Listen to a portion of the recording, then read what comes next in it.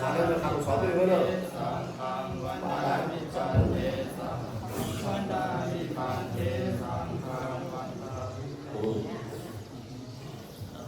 นะโมตัสสะภะคะวะโตอะระหะโตสัมมาสัมพุทธัสสะนะโมตัสสะภะคะวะโตอะระหะโตสัมพุทธัสสะนะโมตัสสะภะคะวะโตอะระหะโตสัมมาสัมพุทธัสสะปัทมังอุปสังกาเปตะโพอุปสังกาเปตวาปัตตาจีวะรังอาจิติตาปังอายันเตปะโตวายะอามาพันเตมะอายังสังขา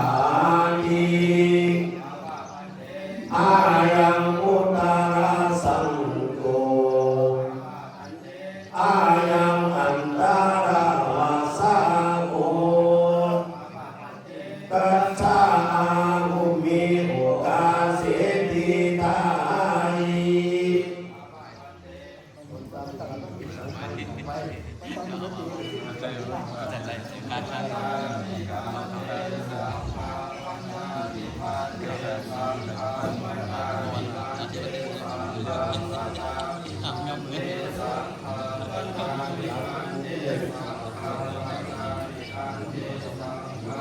ยัสสมาโตติสัสสะอุปสัมปทาเปโกยันติสังคัสสะปัฏฐกัลลังอานากังอานุสาสยัง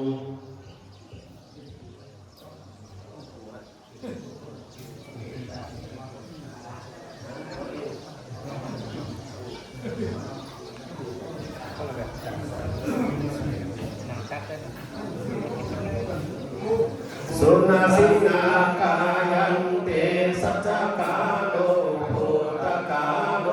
ยังตาตังตังสังกัมมัจเจพุสันเตสันตังอธิติวัตปังอสันตังนัตถิติวัตปังมาโควิทาสิมาโคมังคุอาโอสิเอวันตังพุทธิสันติสันติเตวารูปะอาปาทากุทังกันโน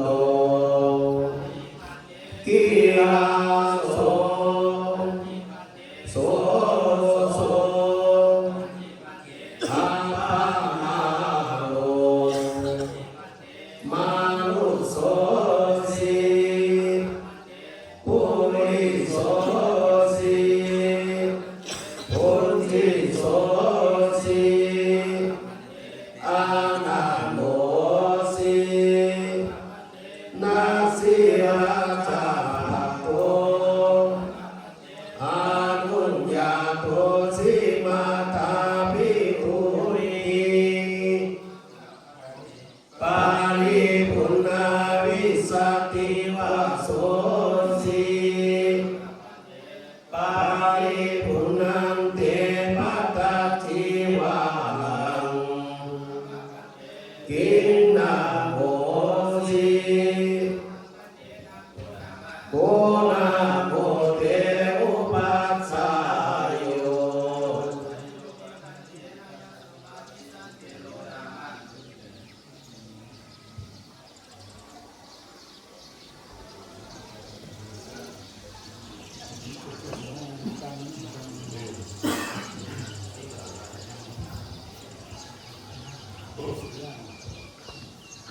นะโม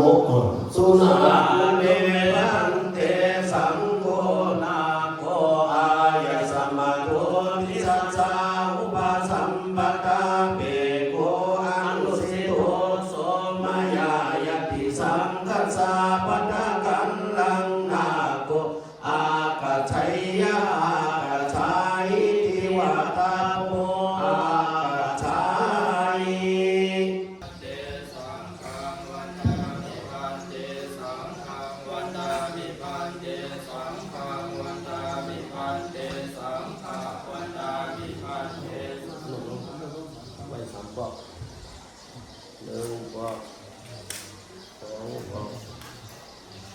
ลบไว้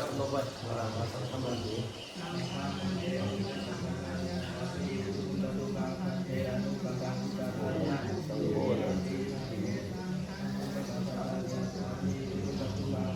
โอ้โห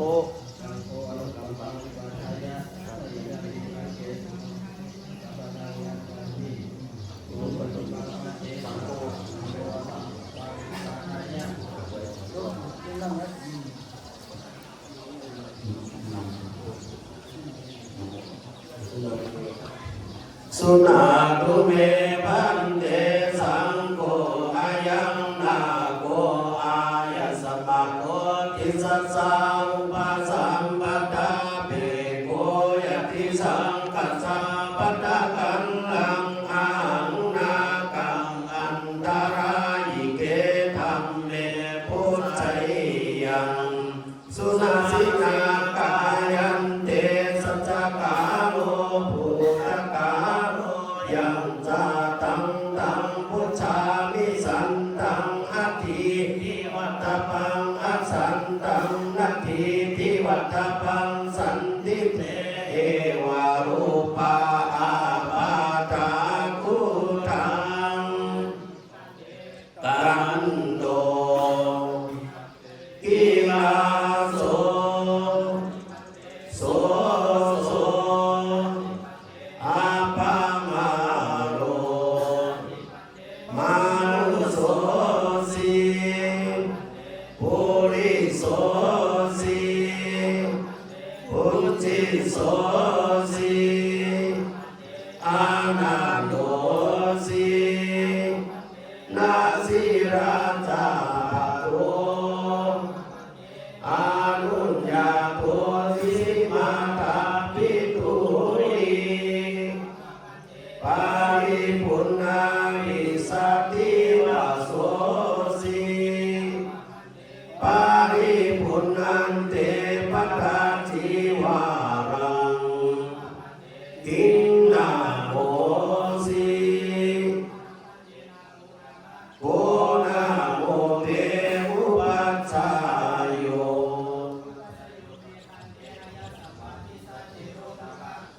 ทุติยมปิตาลัทธังวะหานิสุนาตุเมพันเตสังโฆอายังนาโกอายสมัตโตทิสัสสะอุปสัมปทาเปโกปริสุทโธอันตรายเกธัมเมหิปริปุณณสัพพทาจีวันลังนาโกสังฆังอุปสัมปทังยาจติอายสมัตตาทิเสนะอุปัชฌายเยนะสัมโฆนากังอุปสัมปาติติอายสมัตตาทิเสนะอุปัชฌายเยนะยะสายสมัตโตธัมมตินากัสสะอุปสัมปทาอายสมัตตาทิเสนะอุปัชฌายเยนะโสตุนัสสะยัสสนาคัมมัติ โสภาไสยาปฏิบัติตนมีสี่ประการอันนั้นจะได้เล่นเวทมีสี่ประการนะแล้วก็เดินก็เป็นจุตามายาเนี่ยเราจะได้พอป่าเลยคุสความดีแล้วก็ต่อมาโดยก่อนเนี่ยทางหลายอย่างนะจะได้เดินหาเอาทางเกิดเกณฑ์ขั้นตายนั่นนะขับทางรอบวันที่ได้รู้กับสามเขาที่ได้เลยเอาที่ในธรรมในเรื่องแบบนี้ในคนใหม่ปฏิบัติภาวนานั้นปัจฉิมาเอาที่ได้เอาปัจเจไม่แค่มามาในกับที่ได้เอานั่งโยโกดำเดี๋ยวนั่งทำก่อนเดี๋ยวนี้เดี๋ยวนะทำด้วยว่าชุดเราเลยเมื่อก่อนจากก่อนนั้นยังในเฮ็ดในสร้างไว้อีกกุศลนาบุญไว้เข้าเกิดการเดินมาใหม่คำหนึ่งเดินออกคำหนึ่งเดินออกแบบคำเดินรับเดินแปลงเป็นอะไรกว่าดีว่าเขาเกิดการ จบสลากอันนั้นก็ดีว่าดีอะไรสิเสนะเปิดจัดก่อนชื่อเจ้าอะไรเฮ็ดไว้สร้างไว้ไหนเป็นเอาขายเลยมุงเป็นวัดเป็นบ้านก็ดีเฮ็ดเป็นมุงนั่นชุบบางอย่างนั่นก็อยู่ได้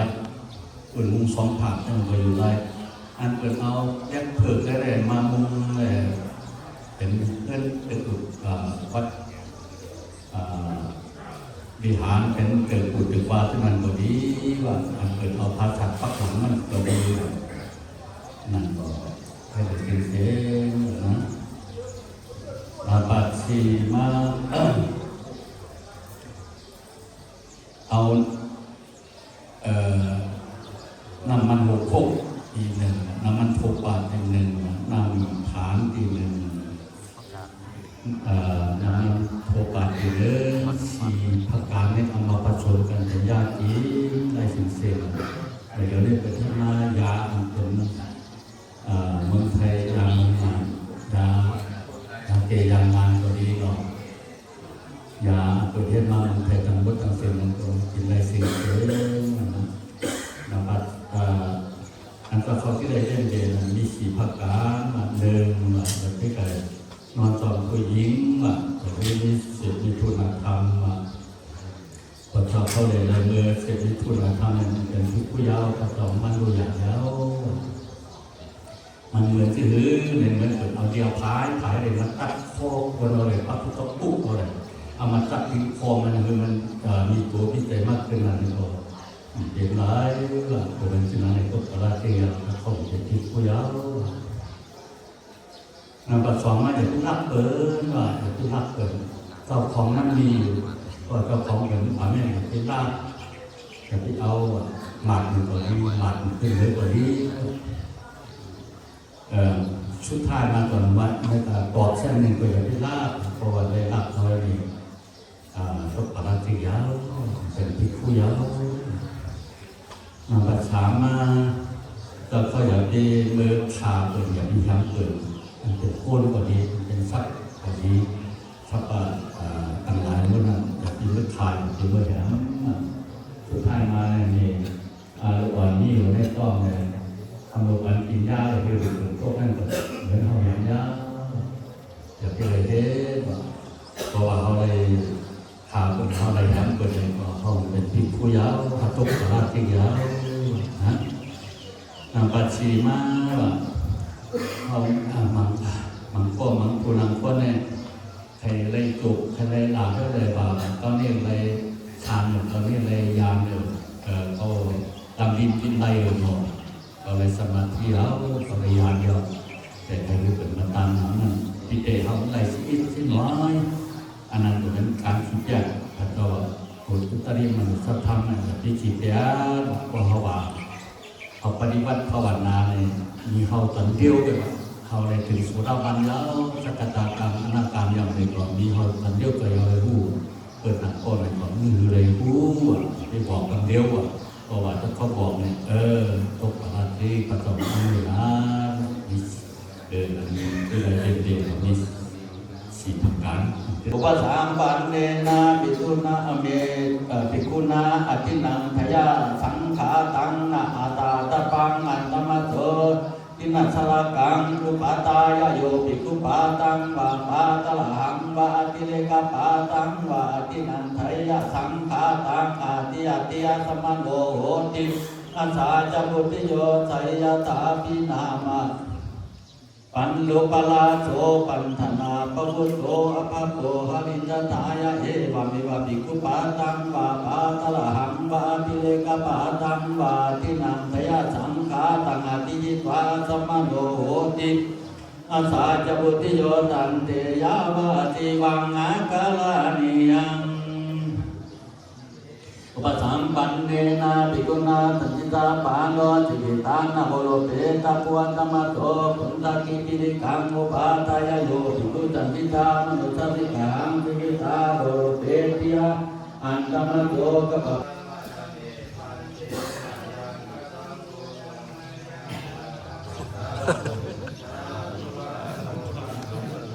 อันนั้นตามที่ใครจะเกิดการรู้ถึงมาเป็นตายหรือว่ารู้สึกขำก็นะ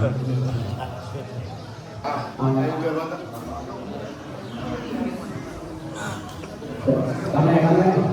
จายังตัวโตวิโนเรสายานานิวัตโนเรวังเนวัชโยโนทยัสสุทยัมมังกาลาน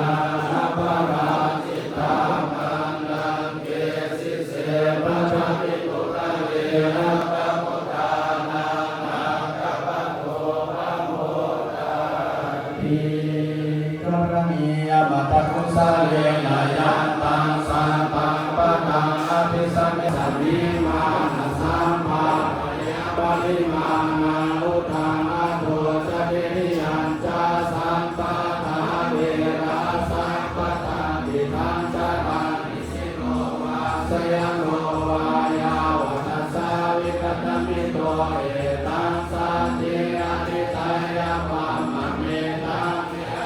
อิตมาอุติตินจารุปคัมมาศิลาวาตสเนนะสัมปันโตกาเกสุวิเลเกตานัยจาตุขปัสสยาปุนาเวทิ